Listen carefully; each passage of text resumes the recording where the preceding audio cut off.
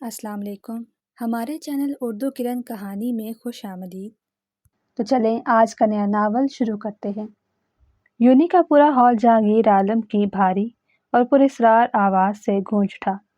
وہ مائک ہاتھ پہ پکڑے بولا، کامیابی کمزور دل لوگوں کے لیے نہیں ہے، یہ ان لوگوں کے لیے ہے جو دنیا کو اپنے پیچھے چلنے پر مجبور کرے۔ ہال میں سناٹا چھایا ہوا تھا۔ جہانگیر عالم کا ہر لفظ اسٹوڈنٹس اور اساتذہ کے دلوں کو چیرتا ہوا گزرا۔ اسی ہجوم کے بیچوں بیچ بیٹھی ماہی نے حجاب میں سے جہانگیر عالم کی طرف دیکھا۔ دونوں کی نظریں پہلی بار ایک دوسرے سے ٹکرائیں تو جیسے ماہی کے اندر ایک بجلی سی دوڑ گئی۔ اس سے پہلے کہ وہ اس شخص کے سحر میں کھو جاتی، وہ خود سے ہی بڑبڑائی، کتنا غرور ہے اس انسان میں، جیسے دنیا اسی کے اشاروں پر چلتی ہے۔ ماہی کے روبرو بیٹھی ہوئی اس کی دوست بولی، واو، کس قدر ہینڈسم اور پاورفل شخص ہے یہ تو کسی بھی لڑکی کا خواب ہو سکتا ہے۔ وہ ماہی کو کوہنی مارتے ہوئے بولی، کیوں ماہی؟ ماہی ہڑبڑا کر بولی، مجھے کیا پتا، ویسے بھی جو انسان باہر سے جیسا نظر آتا ہے در حقیقت وہ ایسا ہوتا نہیں۔ ہو سکتا ہے کہ جیسا تم اس انسان کے بارے میں گمان کر رہی ہو یہ بالکل بھی ایسا نہ ہو۔ تو ماہی کی دوست بولی، ویسے یار جو بھی ہے اس انسان کی پرسنالٹی بہت ہے، کوئی بھی لڑکی پہلی نظر میں اس پہ اپنا دل ہار سکتی ہے۔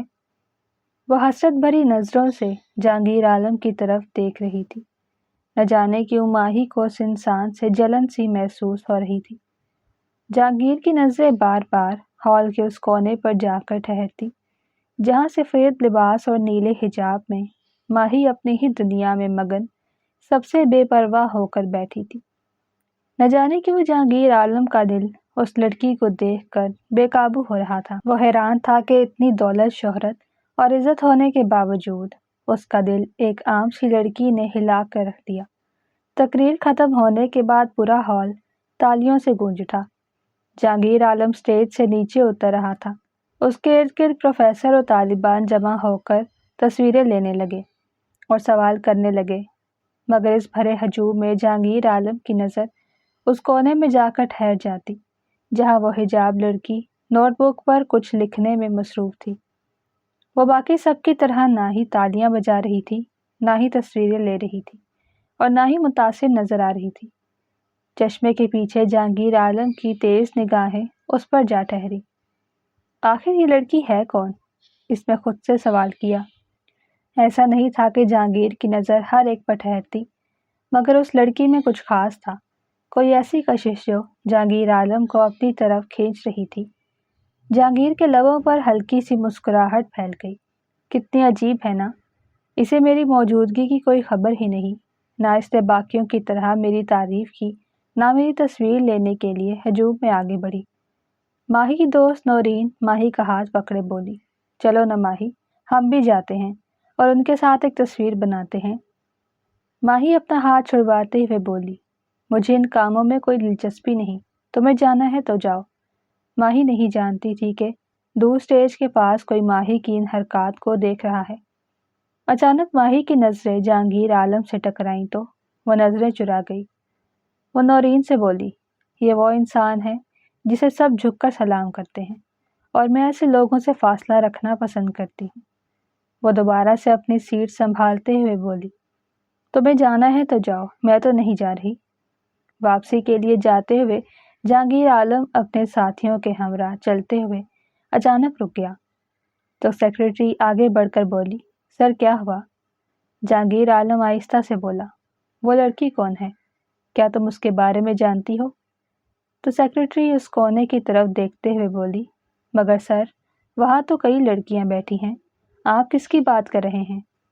تو جہانگیر بولا، وہی جو نوٹ بک میں کچھ لکھ رہی ہے۔ جہانگیر عالم کی زندگی میں یہ پہلا مرحلہ تھا جب کسی عام سی لڑکی نے جہانگیر کے دل کے تاروں کو چھیڑا تھا۔ ماہی کو خبر تک نہ تھی کہ اس کی ایک نظر نے جہانگیر عالم کے اندر ہلچل مچا دی ہے۔ ایک طرف میڈیا کے کیمروں کی چمک تھی تو دوسری طرف لوگوں کی بھیڑ جن پر گارڈز قابو پانے کی کوشش کر رہے تھے۔ جہانگیر کی نظر ابھی بھی اس کونے میں ہی تھی جہاں ماہی اپنی کتابیں سینے سے لگائے کھڑی تھی۔ تھوڑا ہجوم ہونے کی وجہ سے گھبراہٹ اس کی نظروں سے واضح ہو رہی تھی۔ جہانگیر عالم کے قدم بے اختیار اس سمت بڑھنے لگے جہاں ماہی اپنی دوست کے انتظار میں کھڑی تھی۔ باڈی گارڈز بھی ہمراہ چلنے لگے تو اس نے انہیں ہاتھ کے اشارے سے منع کر دیا۔ جہانگیر عالم کو اپنی طرف آتا ہوا دیکھ کر ماہی دل ہی دل میں بڑبڑائی، اللہ خیر کرے، اب یہ میری طرف کیوں آ رہا ہے؟ ماہی نے ہاتھ میں پکڑی ہوئی کتابوں کو مزید کھینچ لیا۔ جہانگیر ماہی کے بالکل قریب آ کھڑا ہوا۔ وہ ماہی پر نظریں جمائے سرد لہجے میں بولا، تمہیں پتا ہے میرے سامنے ایسے کھڑے رہنے کی کسی میں ہمت نہیں، تم سب سے الگ ہو۔ جہانگیر نے آہستہ مگر مضبوطی سے ماہی کے بازو کو پکڑ لیا۔ ماہی کی سانسیں تیز ہو گئیں۔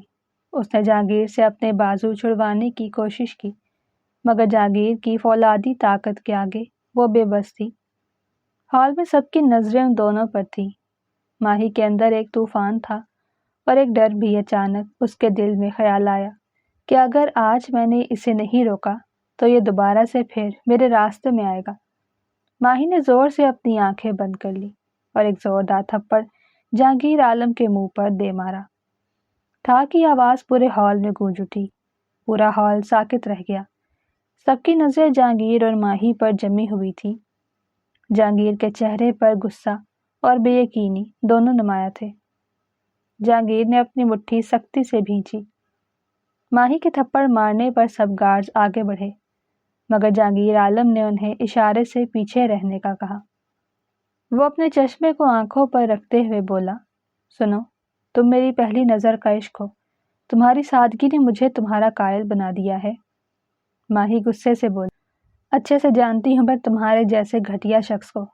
یہ کہتے ہوئے ماہی ہال سے نکل گئی جبکہ جہانگیر اپنے گارڈز کے درمیان چلتا ہوا گاڑی میں جا بیٹھا۔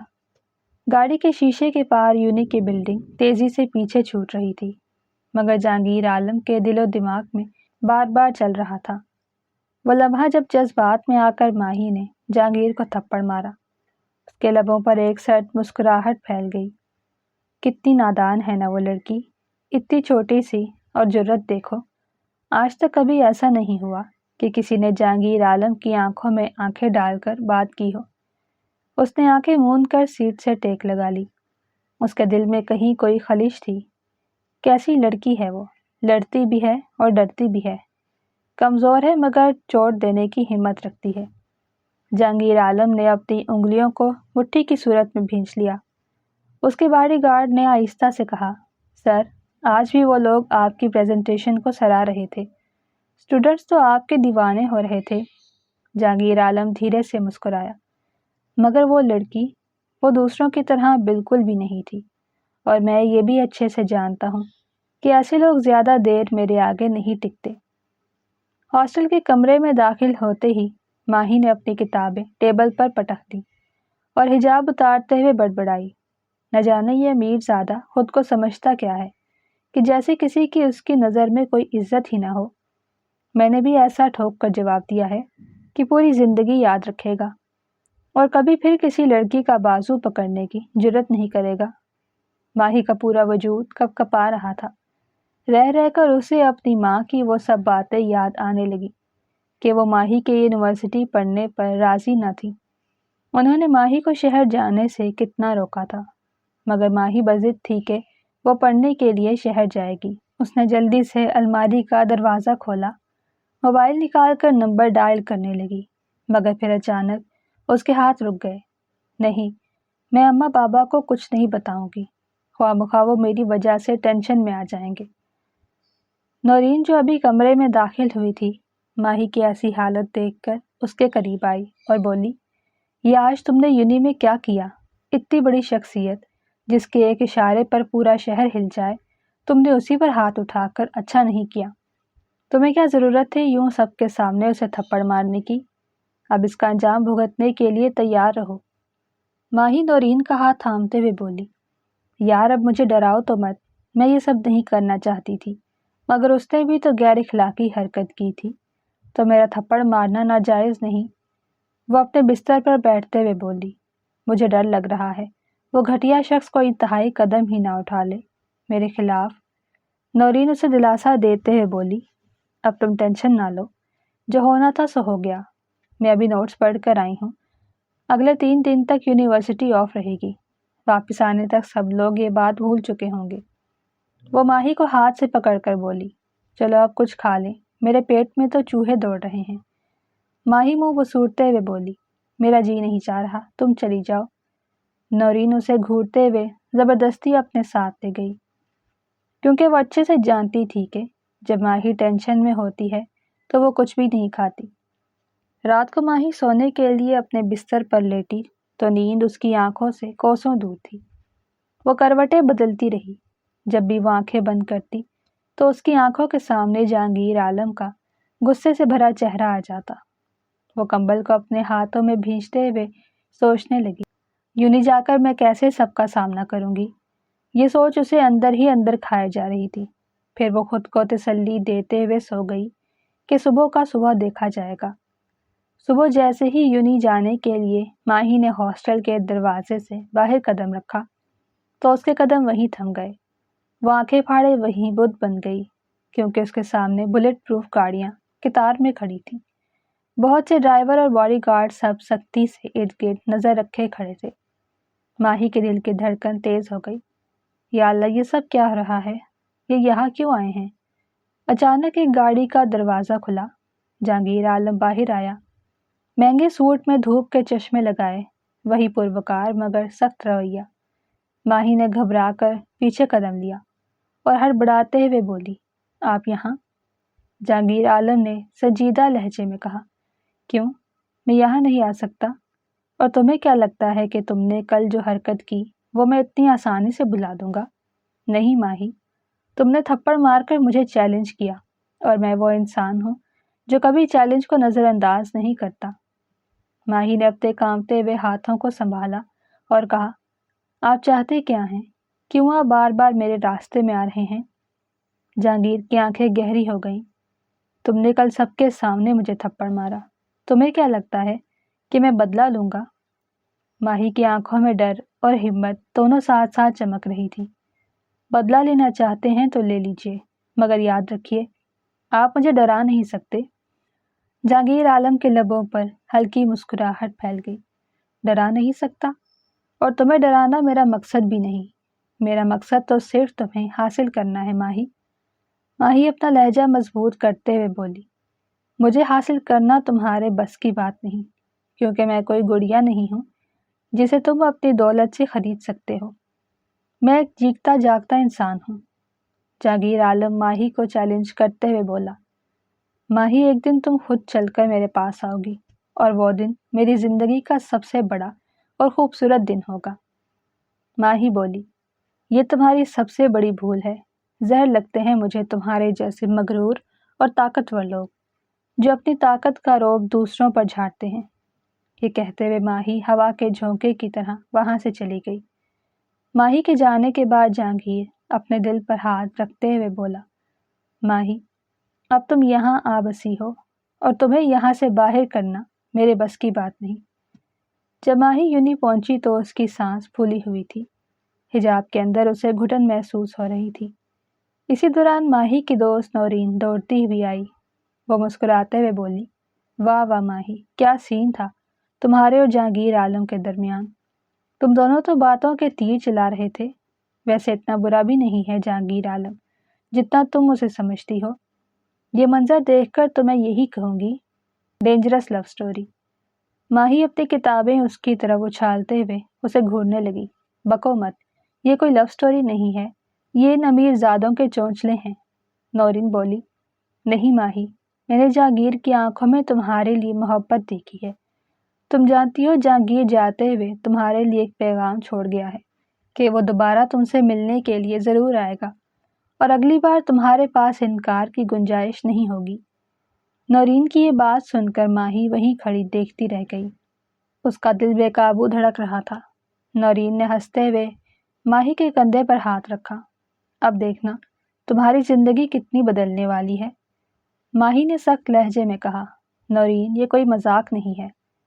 माही बातें करते करते कहीं खो गई। नौरीन उसकी आंखों के सामने चुटकी बजाते हुए, माही कहाँ खो गई हो? माही बैठते हुए बोली, नौरीन, मैं सोच रही हूँ اماں تو میرے پہلے ہی یہاں یونی میں پڑھائی کرنے پر راضی نہیں تھی، تو کیوں نہ میں یونی ہی چھوڑ دوں؟ مجھے واحد یہی اس مسئلے کا حل نظر آتا ہے۔ نورین اچھل پڑی۔ ماہی تمہارا دماغ تو خراب نہیں؟ تم اچھے سے جانتی ہو یہ ہمارے فائنل کا لاسٹ سیمسٹر ہے، تم اس طرح کیسے یونی چھوڑ سکتی ہو؟ اگر تم یہی ذہن لے کر گھر جا رہی ہو تو میں نہ خود گھر جاؤں گی اور نہ ہی تمہیں جانے دوں گی، بلکہ یونی کی جو 3 چھٹیاں ہیں وہ ہم دونوں ہاسٹل میں ہی رہ کر گزاریں گی۔ میں آج ہی تمہارے گھر کال کر کے بول دیتی ہوں کہ چھٹیاں کینسل ہو گئی ہیں۔ ماہی بولی، اچھا ٹھیک ہے، تو اب چلو کلاس لینے چلتے ہیں۔ ماہی اور نورین کلاس لینے جا رہی تھی تو اسٹوڈنٹس بہت عجیب سی نظروں سے ماہی کی طرف دیکھ رہے تھے۔ نورین ماہی کے ہاتھ پر اپنے ہاتھ کی گرفت مضبوط کرتے ہوئے بولی، دفع کرو لوگوں کو، لوگوں کا تو کام ہی یہی ہے۔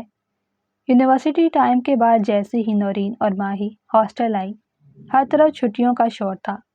گرلز جلدی جلدی اپنے بیگ سمیٹ رہی تھی، ہر کسی کو ٹرین یا بس اسٹینڈ جانے کی جلدی تھی۔ ماہی بھی اپنے 2 بستے اور ایک ہلکی سی ٹرالی کے ساتھ ہاسٹل کے دروازے پر کھڑی تھی۔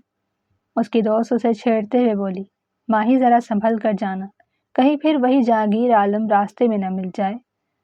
ماہی نے منہ بنایا، تمہارے دماغ میں بس وہی ایک نام گھس گیا ہے کیا؟ اتنے اچھے موڈ کا تم نے بیڑا غرق کر دیا۔ تو نورین ہنسنے لگی اور ماہی رکشے میں بیٹھ گئی، کیونکہ نورین کے جانے میں ابھی وقت تھا۔ رکشہ شہر کی بھیڑ بھاڑ سے نکل کر ہائی وے کی طرف بڑھ رہا تھا۔ ماہی نے اپنی آنکھیں موند لی اور رکشے کی پچھلی سائیڈ کے ساتھ آرام کرنے کے لیے ٹیک لگانے والی تھی کہ رکشہ ایک دم رک گیا۔ ماہی سنبھل کر بیٹھتے ہوئے بولی، ڈرائیور انکل کیا ہوا؟ تو ڈرائیور ماتھے پر شکن ڈالتے ہوئے بولا، یہ تو شہر کا روز کا مسئلہ ہے، گاڑیوں والے لمبی لمبی گاڑی کی قطاریں لگا لیتے ہیں اور بیچارے غریب ان کے درمیان پس کر رہ جاتے ہیں۔ ماہی نے جھنجھلا کر آنکھیں کھولی۔ سامنے کالے شیشوں والی گاڑیوں کا لمبا قافلہ کھڑا تھا۔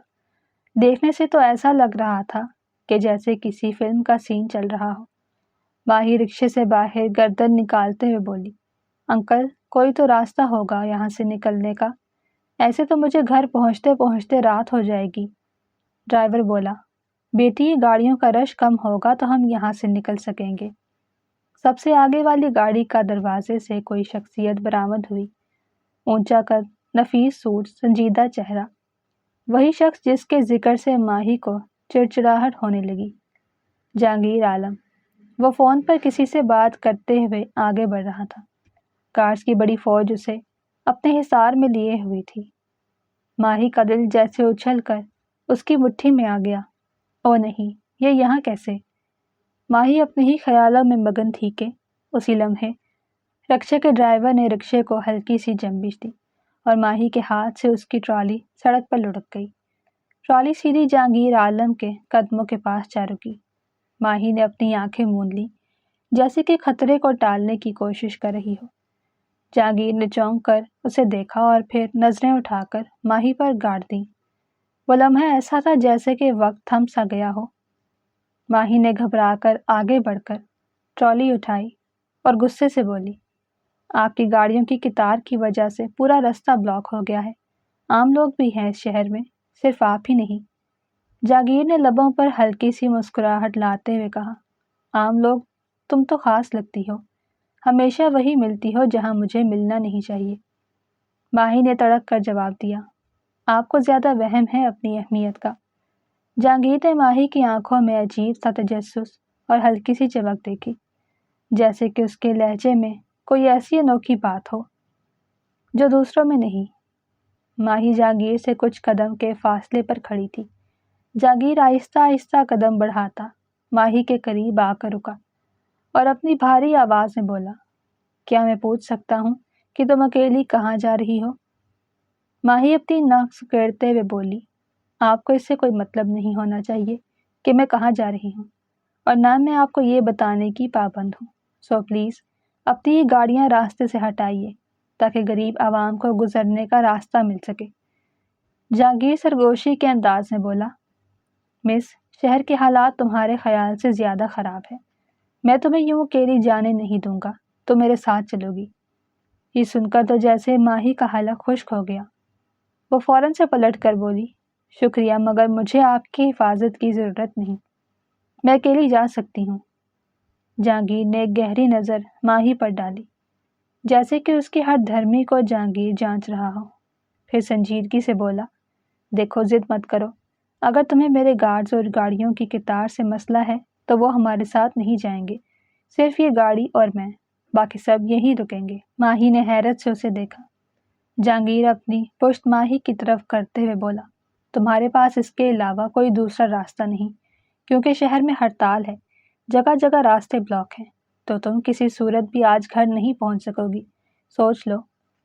اس وقت ماہی کے لیے فیصلہ کرنا مشکل تھا، اور پھر کوئی اور چارہ بھی نہیں تھا۔ اس کے دل میں ضد اور خوف دونوں چل رہے تھے۔ کیا یہ مجھے واقعی مجبور کر رہا ہے، یا اس انداز میں کچھ ایسا ہے کہ انکار کرنا ممکن نہیں؟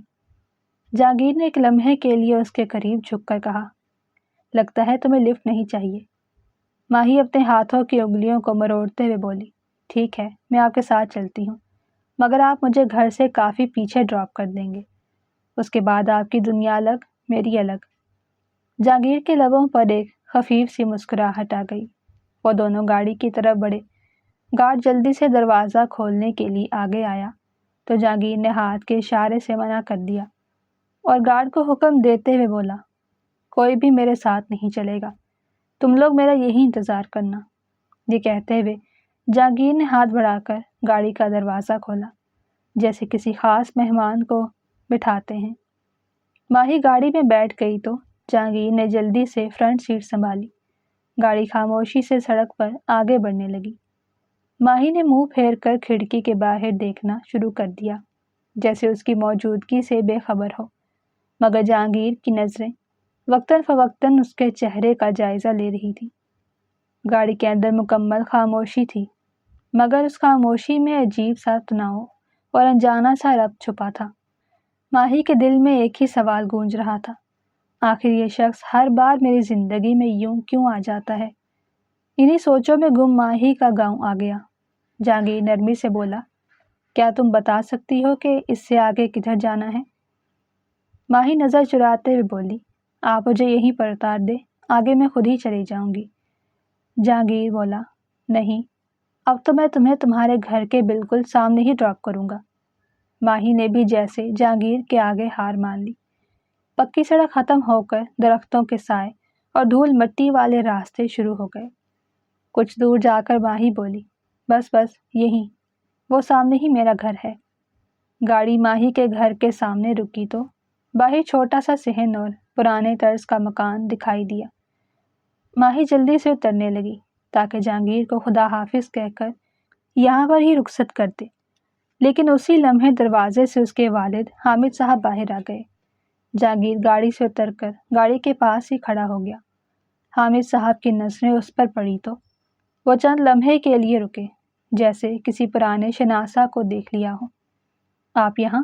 حامد صاحب کے لبوں سے حیرت میں نکلا۔ جہانگیر نے سر جھکا کر سلام کیا، جیسے وہ پہلے سے جانتا ہو کہ یہ ملاقات اہم نہیں۔ ماہی حیرت کا مجسمہ بنے کھڑی یہ سب دیکھ رہی تھی۔ بابا، کیا آپ انہیں پہلے سے جانتے ہیں؟ حامد صاحب نے ایک سرد آہ بھری اور بولے، ہاں بیٹی، بہت اچھے سے جانتا ہوں۔ یہ وہی جہانگیر عالم ہے جس کی زمینوں کی دیکھ بھال اور ذمہ داری برسوں سے میرے ہاتھ میں ہے۔ گاؤں کی وہ وسیع زمینیں سب انہی کی تو ہیں۔ یہ سن کر ماہی کی آنکھیں پھٹی کی پھٹی رہ گئیں۔ بابا، کیا واقعی یہ ساری زمینیں انہی کی ہیں؟ جہانگیر دھیرے سے بولا، میں نے ہمیشہ چاہا کہ زمینوں کے معاملے میں آپ کو اختیار دیا جائے، کیونکہ آپ سے بڑھ کر دیانت اور محنت میں نے کہیں نہیں دیکھی۔ یہ سن کر ماہی تو جیسے سکتے میں آ گئی۔ وہ سوچ بھی نہیں سکتی تھی کہ وہ آدمی جسے وہ صرف ایک مغرور ضدی اور کھڑوس ارب پتی سمجھتی تھی، دراصل اس کے گاؤں اور اس کے اپنے گھر کی زمینوں کا مالک ہے۔ ماہی کے بابا نے آگے بڑھ کر جہانگیر کے کندھے پر ہاتھ رکھا اور کہا، بیٹا، آج تمہیں یوں اپنے دروازے پر دیکھ کر دل کو عجیب سا سکون ملا ہے۔ تم ہمیشہ دور سے ہی اپنی زمینوں کے مالک رہے ہو، مگر آج تم میرے مہمان ہو۔ جہانگیر کی آنکھوں میں ایک لمحے کے لیے وہی خالی پن اور خاموش سا دکھ ابھر آیا جو ماہی نے کانفرنس میں بھی محسوس کیا تھا، لیکن اس نے فوراً خود کو سنبھالا اور نرم لہجے میں کہا، زمین میں تو بس کاغذ پر میرے نام ہے، اصل وارث وہ لوگ ہیں جو ان پر پسینہ بہاتے ہیں، آپ جیسے لوگ۔ ماہی کے دل میں ایک عجیب سا کھچاؤ جاگا۔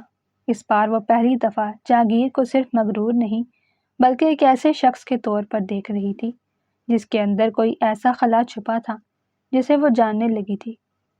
ماہی کے بابا بولے، باتیں تو ہوتی رہیں گی، چلے جہانگیر صاحب اندر چلتے ہیں۔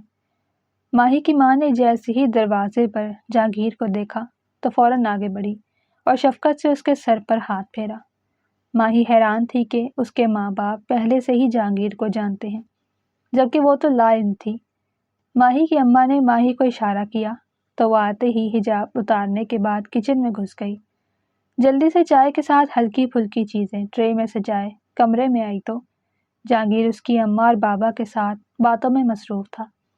جو ہی ماہی نے کمرے میں قدم رکھا، سامنے بیٹھے جہانگیر کی نظر ماہی پر آ ٹھہری۔ جتنی وہ حجاب میں معصوم اور سادہ دکھائی دیتی تھی، اس کا چہرہ اس سے بھی زیادہ معصوم تھا۔ ماہی جہانگیر کی نگاہوں کی تپش کو محسوس کرتے ہوئے جلدی سے ٹرے رکھ کر کمرے سے چلی گئی۔ کچھ دیر کے بعد جہانگیر جانے کے لیے اٹھ کھڑا ہوا تو ماہی کی اماں بولی، جہانگیر بیٹا، ہم تمہیں کھانا کھائے بغیر نہیں جانے دیں گے، کھانے کا وقت ہے۔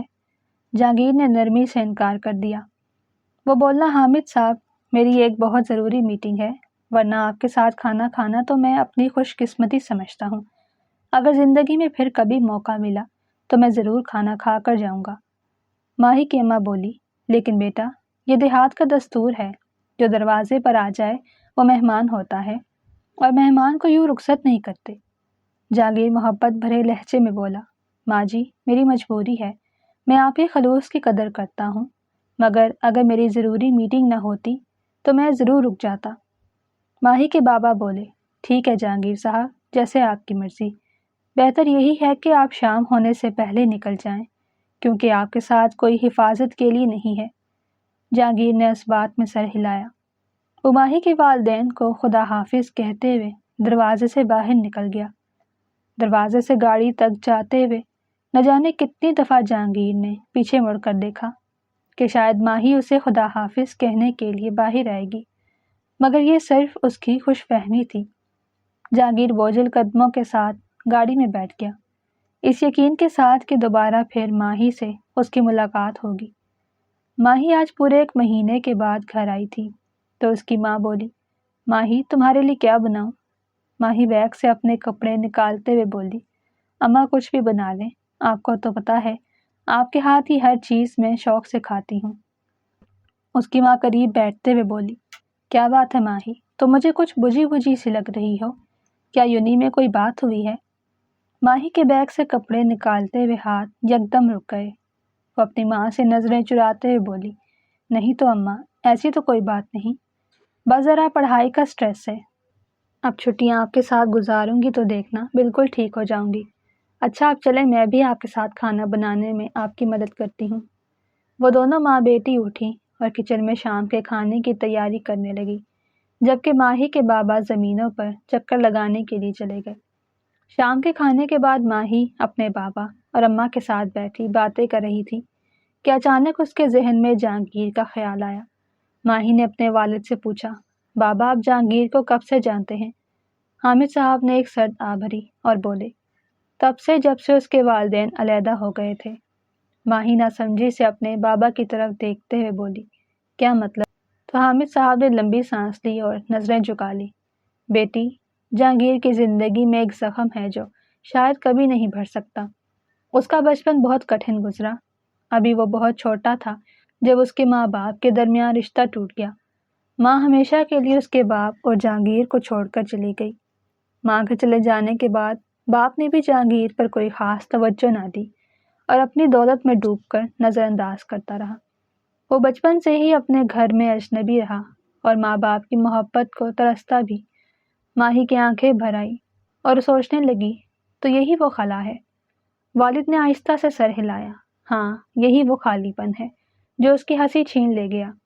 وہ لاکھ طاقتور ہو جائے، اربوں کا مالک بن جائے، لیکن دل کا یہ زخم اب تک اس کا پیچھا نہیں چھوڑ رہا۔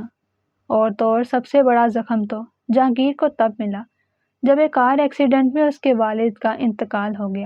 ماہی نے آسمان کی طرف دیکھا، اس کے دل میں پہلی بار جہانگیر کے لیے ایک ہلکی سی ہمدردی جاگی۔ وہ سوچنے لگی، شاید اس کی آنکھوں کا سکون اس لیے ہمیشہ ادھورا نظر آیا ہے۔ رات دیر تک اپنی ماں اور بابا سے باتیں کرنے کے بعد ماہی سونے کے لیے اپنے کمرے میں چلی گئی۔ وہ بستر پر لیٹی سونے کی ناکام کوشش کر رہی تھی۔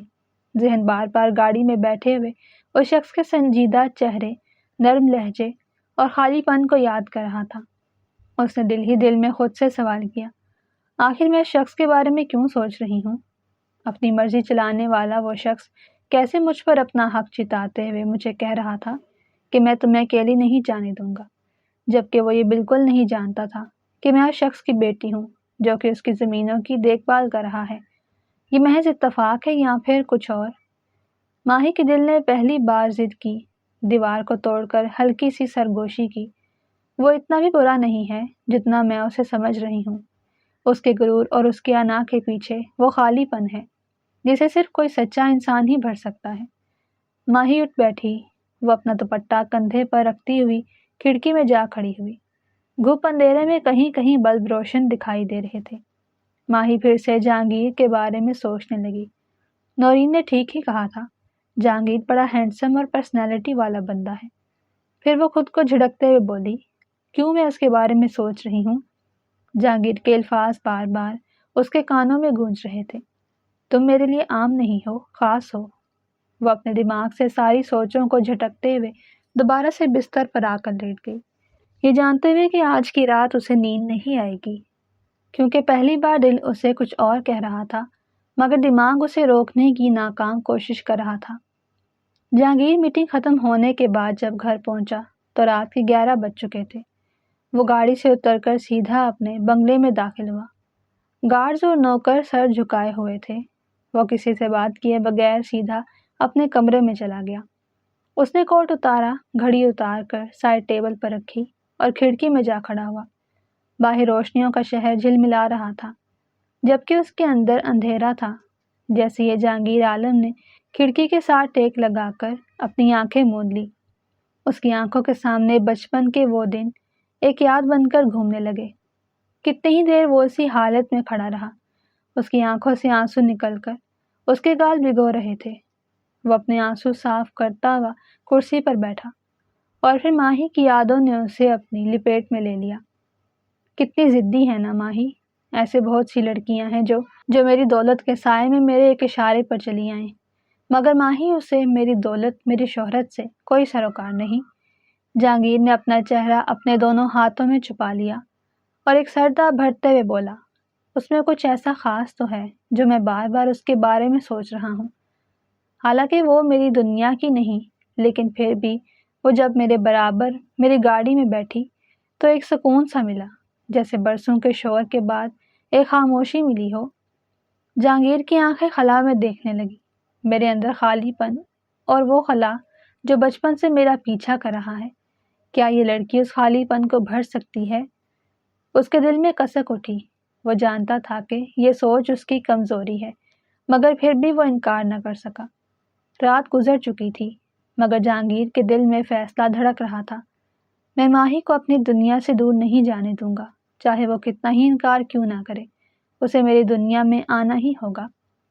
اگلی صبح کا سورج طلوع ہوتے ہی جہانگیر نے اپنے مینیجر کو فون کیا اور کہا، گاؤں کی زمینوں اور حساب کی فائل کہاں ہے؟ مجھے خود گاؤں جا کر دیکھنا ہے۔ مینیجر حیران ہوتے ہوئے بولا، مگر سر آج سے پہلے تو آپ کبھی وہاں نہیں گئے، وہاں کے سارے معاملات تو حامد صاحب ہی دیکھتے آ رہے ہیں۔ جہانگیر سنجیدگی سے بولا، ہاں مگر اب وقت آ گیا ہے کہ سارے معاملات میں خود دیکھنا چاہتا ہوں۔ یہ سن کر آفس کا پورا عملہ حیران رہ گیا، کیونکہ جہانگیر عالم کے پاس کبھی بھی اتنی فرصت نہیں تھی کہ وہ گاؤں جا کر زمینوں کے معاملات دیکھے۔ مگر جہانگیر اچھے سے جانتا تھا کہ یہ زمینوں کا معاملہ نہیں بلکہ محض ایک بہانہ ہے۔ دوپہر کو گاؤں کی کچی سڑکوں پر دھواں چھوڑتی گاڑی ماہی کے دروازے کے سامنے جا کھڑی ہوئی۔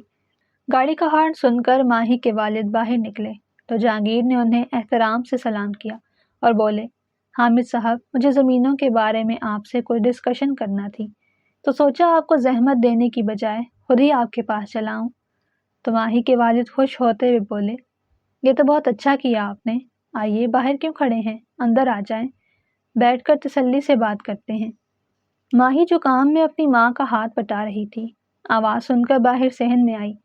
جیسے ہی جہانگیر کی نظر ماہی پر پڑی تو اس کے چہرے پر بے اختیار طنزیہ مسکراہٹ آئی۔ واہ، بڑی بات ہے، بڑے برسوں بعد مالک کو اپنے کھیتوں کی یاد آئی۔ پہلی بار جہانگیر نے ماہی کی طرف دیکھا اور بغیر جواب دیے ہی مسکرا دیا۔ اس کی آنکھوں میں عجیب سا اطمینان تھا، جیسے وہ جانتا تھا کہ اس کا بہانہ کامیاب ہو چکا ہے۔ جہانگیر اندر بیٹھا اپنے سامنے زمینوں کے کاغذات پھیلائے ہوئے تھا، مگر اس کی نظر بار بار ماہی پر جا کر ٹھہر جاتی، جیسے وہ زمینوں کا بہانہ بنا کر ماہی کو ہی دیکھنے آیا ہو۔ ماہی کے بابا اور جہانگیر کچھ دیر کے لیے زمین پر گئے۔ ماہی کی ماں نے ان کے آنے سے پہلے کھانا تیار کر لیا۔ جیسے ہی وہ دونوں زمینوں سے لوٹے، فوراً سے کھانا لگا دیا گیا۔ دسترخوان پر سب ایک ساتھ کھانا کھانے کے لیے بیٹھ گئے۔ کھانے کے دوران جہانگیر کی نظریں بار بار ماہی کو ہی دیکھ رہی تھی۔ کھانا کھاتے ہوئے ماہی کی ماں کا ہاتھ ایک دم رک گیا اور وہ جہانگیر کی نظروں کا رخ دیکھنے لگی۔ ماہی کی ماں نے محسوس کیا کہ جہانگیر کی نظر ایسی تھی جیسے کہ وہ کسی چیز کو کھو کر دوبارہ پا لینا چاہتا ہے۔ ماہی کی ماں سب محسوس کر رہی تھی کہ یہ شخص محض زمینوں کے بہانے یہاں نہیں آیا۔ ماہی جو کہ صحن میں کھڑی نہ جانے کن سوچوں میں تھی، اس کی ماں بولی، ماہی، جب یہ شخص تمہیں دیکھتا ہے تو اس کی آنکھوں میں کچھ اور ہی جھلکتا ہے۔ ماہی نے چونک کر اپنی ماں کی طرف دیکھا۔ اماں آپ بھی؟ وہ تو صرف ابا سے زمینوں کی بات کرنے آیا ہے۔ ماں نے ہلکی سی مسکراہٹ کے ساتھ کہا، زمینوں کی بات کرنے والے لوگ کاغذات دیکھتے ہیں، بار بار کسی کی طرف نظریں نہیں اٹھاتے، اور وہ نظریں جو میں نے دیکھی ہیں وہ کسی عام رشتے کی نہیں تھی۔ ماہی کا چہرہ سرخ ہو گیا۔ اماں آپ بھی نہ سب کچھ اپنی مرضی سے مطلب نکال لیتے ہیں، مجھے اس انسان سے کوئی سروکار نہیں۔ ماں نے شفقت سے اس کے کندھے پر ہاتھ رکھا۔ بیٹی میں کچھ تھوپ نہیں رہی، بس اتنا جان لو کہ اس کی آنکھوں میں خالی پن کے ساتھ ساتھ ایک تلاش بھی ہے، اور وہ تلاش شاید تم پر آ کر رک گئی ہے۔ ماہی کے لب تھر تھرا کر رہ گئے۔ وہ بغیر کوئی جواب دیے کمرے میں چلی گئی، لیکن دماغ نے فوراً کہا کہ ماں جو کہہ رہی ہے وہ بات بے معنی نہیں۔ شام ڈھل چکی تھی۔ تمام معاملات نپٹانے کے بعد جہانگیر واپسی کے لیے ماہی کے بابا سے اجازت لے رہا تھا کہ اچانک ماہی کی اماں بول اٹھی، بیٹا، کل سے ماہی کی یونیورسٹی شروع ہے، اگر تمہیں کوئی مسئلہ نہ ہو تو ماہی کو ہاسٹل چھوڑ دینا۔ یہ سن کر ماہی کے قدم وہی تھم گئے۔ اماں آپ کو تو ہر وقت کوئی نہ کوئی مسئلہ سوچتا رہتا ہے، میں خود ہی چلی جاؤں گی۔ ماں نے سختی مگر پیار سے کہا، ماہی، کہاں بسوں میں خوار ہوتی پھرو گی؟ جہانگیر تمہیں حفاظت کے ساتھ ہاسٹل چھوڑ دے گا۔ جہانگیر نے ایک لمحے کو ماہی کو دیکھا اور ہلکی سی مسکراہٹ دے کر بولا، مجھے کوئی مسئلہ نہیں، فیصلہ آپ لوگوں کا ہے۔ یہ سادگی، خاموشی ماہی کو مزید بے چین کر گئی۔ اماں ماہی سے بولی، جلدی سے جا کر اپنا بیگ تیار کر لو ماہی۔ ماہی بڑبڑائی، اماں کو تو جیسے موقع ملنا چاہیے مجھے اس مغرور آدمی کے ساتھ بھیجنے کا۔ نہ چاہتے ہوئے بھی ماہی اپنا بیگ اٹھائے گاڑی کے پاس پہنچی تو جہانگیر گاڑی سے ٹیک لگائے کھڑا تھا۔ وہ بوجھل قدموں کے ساتھ چلتے ہوئے گاڑی میں بیٹھ گئی۔ گاڑی چل پڑی۔ ماہی بیگ اپنے گھٹنوں پر رکھے بیٹھی تھی اور مسلسل باہر دیکھنے کی اداکاری کر رہی تھی۔ دل تیز دھڑک رہا تھا مگر زبان خاموش تھی۔ جہانگیر نے ہلکی سی نظر اس پر ڈالی اور بولا، اتنی خاموش کیوں ہو؟ کیا تمہیں کوئی پریشانی ہو رہی ہے میرے ساتھ؟ ماہی نے لب بھینچتے ہوئے کہا، جی، میں عادی نہیں ہوں زیادہ بولنے کی۔ ماہی کے اس بات پر جہانگیر قہقہا لگا کر ہنس دیا۔ ماہی ٹٹکی باندھے جہانگیر کی طرف دیکھے جا رہی تھی۔ یہ پہلی دفعہ تھا کہ جب اس نے جہانگیر کو خوش دیکھا۔ پھر وہ سنجیدہ ہوتے ہوئے بولا، مجھے لگتا ہے تمہیں اکیلے سفر کرنا پسند ہے۔ ماہی نے اس بات میں سر ہلایا تو وہ کھوئے ہوئے انداز میں بولا، اکیلا پن کبھی بھی اچھا نہیں ہوتا، یہ انسان کو اندر سے کھا جاتا ہے۔ ماہی تمہیں پتہ ہے، یہ دولت، زمینیں اور شہرت ہونے کے باوجود مجھے سکون کی کمی کیوں ہے؟ شاید اس لیے کہ میرے پاس سب کچھ ہونے کے باوجود کوئی اپنا نہیں ہے۔ یہ سن کر ماہی کی سانس بے ترتیب ہو گئی۔ دل نے پہلی بار زور سے کہا، یہ دوسروں جیسا نہیں ہے، اس کے اندر کچھ ٹوٹا ہوا ہے اور یہ ٹوٹا میرے دل سے جڑنے کی کوشش کر رہا ہے۔ مگر پھر دماغ نے سوال جھٹک دیا کہ میرے جیسی عام سی لڑکی اس کے قابل نہیں، کہاں وہ اور کہاں میں؟ ہم دونوں تو زمین و آسمان کے مترادف ہیں۔ جہانگیر نے گاڑی آہستہ کی اور مسکراتے ہوئے بولا، بتاؤ ماہی، کبھی سوچا ہے کہ تمہارا خواب کیا ہے؟ زندگی میں سب سے زیادہ کس چیز کی خواہش ہے؟ ماہی کچھ سوچتے ہوئے بولی، مخلص رشتے اور سکون زندگی میں ہوں تو اور کسی چیز کی کمی نہیں رہتی۔ جہانگیر نے پہلی بار پوری نظر سے اسے دیکھا اور ہلکی آواز میں بولا، تو پھر شاید ہمارے خواب ایک جیسے ہیں۔ یہ لمحات دونوں کے بیچ ایک ڈور باندھ گیا۔ گاڑی ہاسٹل کے گیٹ پر پہنچی تو سناٹا چھایا ہوا تھا۔ دروازے پر تالا لگا تھا اور گیٹ کے باہر ایک چوکیدار بیٹھا اونگ رہا تھا۔ جہانگیر نے گاڑی روکی اور چوکیدار سے پوچھا، یہ تالا کیوں لگا ہوا ہے؟ چوکیدار نے جمائی لی اور بولا، صاحب ہڑتال کی وجہ سے یونی مزید 3 روز تک بند رہے گی، اس وجہ سے کسی کو بھی اندر آنے کی اجازت نہیں۔ ماہی کے پیروں تلے سے زمین نکل گئی۔ اب میں کہاں جاؤں گی؟ جہانگیر نے گاڑی پر نظر ڈالی۔ رات گہری ہو چکی تھی۔ اس وقت تمہیں واپس گاؤں بھیجنا ممکن نہیں اور شہر کی سڑکوں پر اکیلی لڑکی کا ٹھہرنا خطرے سے خالی نہیں۔ وہ نرم مگر فیصلہ کن لہجے میں بولا، تم میرے ساتھ میرے بنگلے پر چلو۔ یہ سن کر ماہی ہڑبڑا گئی۔ آپ کے بنگلے پر نہیں، یہ ہرگز ممکن نہیں۔ ماہی نے بیگ پر اپنی گرفت مضبوط کر لی، جیسے اپنے آپ کو حالات سے بچانا چاہتی ہو۔ جہانگیر نے اس کی طرف دیکھتے ہوئے کہا، تمہیں ڈرنے کی کوئی ضرورت نہیں، تم بلا جھجک میرے ساتھ میرے بنگلے پر جا سکتی ہو، اور پھر رات کے اس پہر کوئی بھی رشتہ دار تمہیں لینے نہیں آ سکتا۔ وہ گاڑی کی طرف اشارہ کرتے ہوئے بولا، چلو بیٹھو۔ گاڑی چل پڑی اور ماہی کھڑکی سے باہر اندھیری سڑکوں کو دیکھتی رہی۔ دل دھیرے سے کہہ رہا تھا، کیا میں اس پر بھروسہ کر سکتی ہوں؟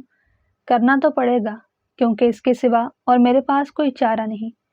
کچھ ہی دیر کے بعد گاڑی ایک بڑے لوہے کے گیٹ کے سامنے رکی۔ اندر روشنیوں سے جگمگاتا وسیع اور عریض بنگلہ تھا۔ سب گارڈز اور نوکر قطار میں کھڑے تھے، جنہیں دیکھ کر ماہی دبے لہجے میں بولی، آپ کے پاس تو فوج جتنے گارڈ ہیں۔ جہانگیر مسکرا دیا اور بولا، ان سب کے باوجود بھی میں تنہا ہوں۔ یہ سن کر ماہی کے دل میں عجیب سا درد اتر گیا۔ جہانگیر نے ملازمہ کو بلایا اور نرم لہجے میں کہا، انہیں گیسٹ روم میں لے جائیں۔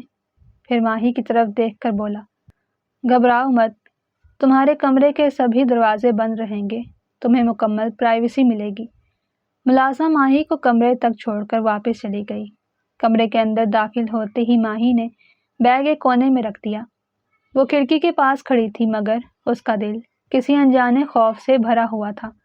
اگر کسی کو پتہ چل گیا کہ میں نے رات یہاں گزاری ہے تو نہ جانے کیا کیا باتیں بنیں گی۔ کچھ دیر کے بعد دستک ہوئی۔ ماہی نے چونک کر دروازہ کھولا تو جہانگیر سامنے کھڑا تھا، مگر ہاتھ میں ایک ٹرے تھی۔ کھانا نہیں کھایا تم نے؟ سوچا شاید بھوک لگ جائے۔ ماہی بولی، شکریہ لیکن مجھے بھوک نہیں ہے۔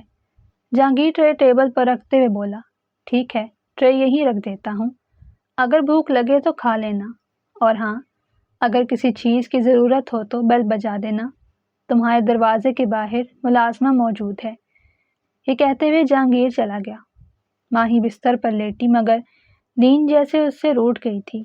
وہ مسلسل جہانگیر کے بارے میں سوچ رہی تھی، کیونکہ ماہی کے دل میں جہانگیر کے لیے محبت جاگ رہی تھی، اور یہ محبت آج سے نہیں بلکہ اس دن سے تھی جب ماہی نے جہانگیر کو یونی میں دیکھا۔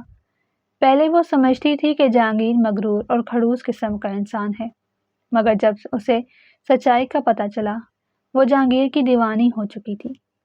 صبح سویرے فضا میں روشنی اور تازگی پھیلی ہوئی تھی۔ لان کے کونے میں لگے میز پر ناشتہ لگ چکا تھا۔ ملازمہ ماہی کو ناشتے کی میز تک لے کر آئی۔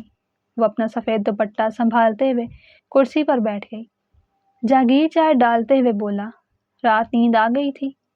ماہی نے آہستہ سے مسکراہٹ کے ساتھ کہا، کوشش کی تھی، مگر کسی کو سوچتے سوچتے رات گزر گئی۔ جہانگیر لمحے بھر کو خاموش رہا، پھر نظریں جھکا کر بولا، پتہ ہے میرے ساتھ بھی اکثر ایسا ہی ہوتا ہے۔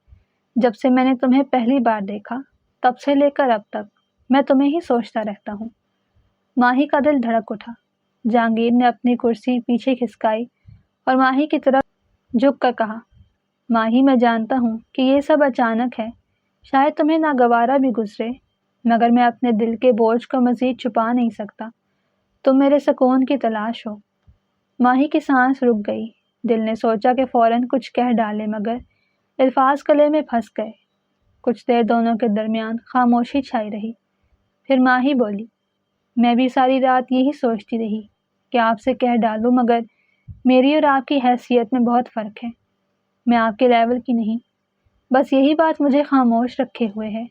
جہانگیر دھیرے سے بولا، ماہی، مجھے اس وقت سب سے زیادہ تمہاری ضرورت ہے، کیونکہ میرے اندر کے خالی پن کو تم ہی بھر سکتی ہو۔ وہ اپنا ہاتھ ماہی کی طرف بڑھاتے ہوئے بولا، تو کیا تم میرے اندر کے خالی پن کو بھرنے میں میری مدد کرو گی؟ ماہی نے جہانگیر کا ہاتھ مضبوطی سے تھام لیا اور بولی، کیوں نہیں، میں تو خود آپ کے زخموں کی مرہم بننا چاہتی ہوں۔ اس وقت ماہی کے چہرے پر سچی مسکراہٹ تھی۔